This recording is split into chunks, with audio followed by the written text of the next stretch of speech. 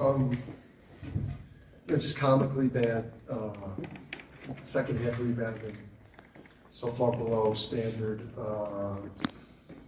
Ball security throughout the game. It's been a long time since we've been that bad.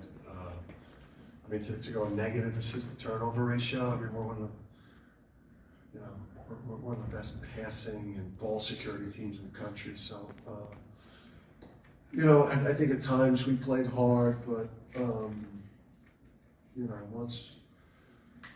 once we got it to 37 with 12 minutes to go, and it turned into just a debacle out there.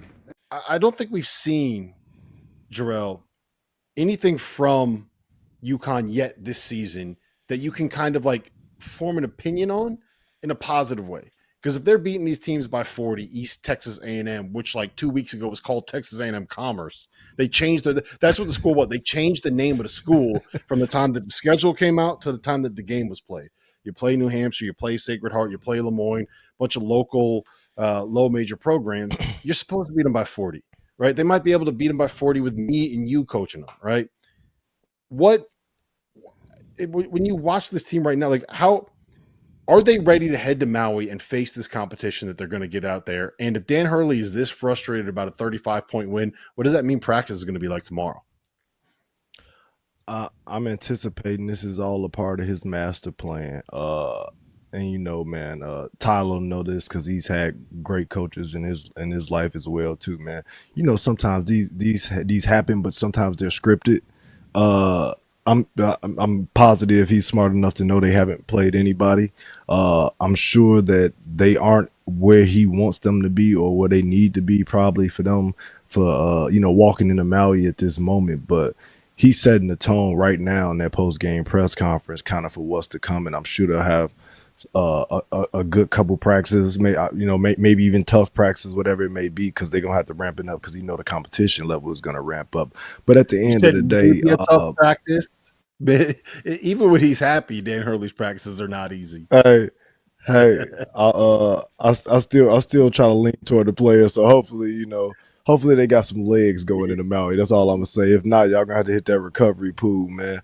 But at the end of the day, they gotta get ready to play against top level competition. That's part of doing these type of tournaments and the feast week things is that this is your barometer to see what you have as a team. And I know if nothing else, Hurley is gonna have them ready.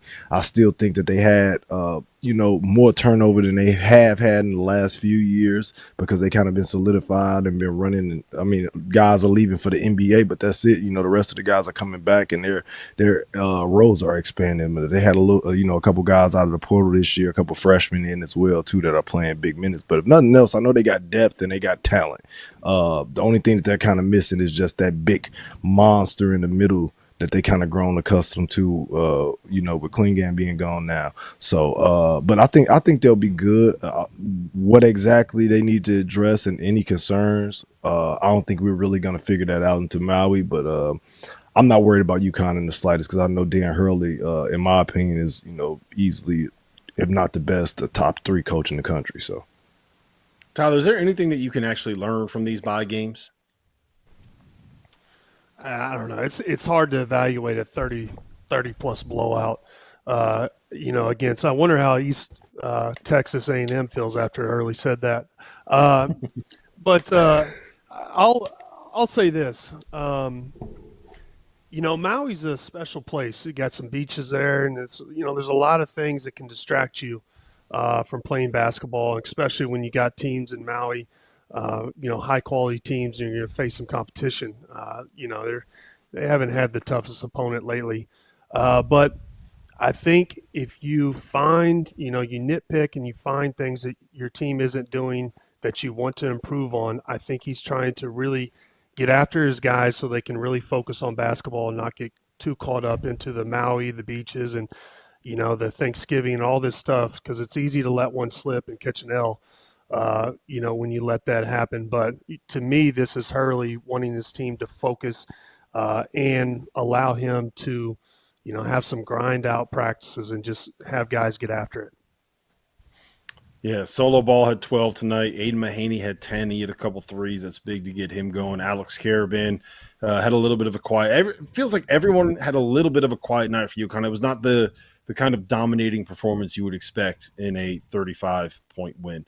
Let's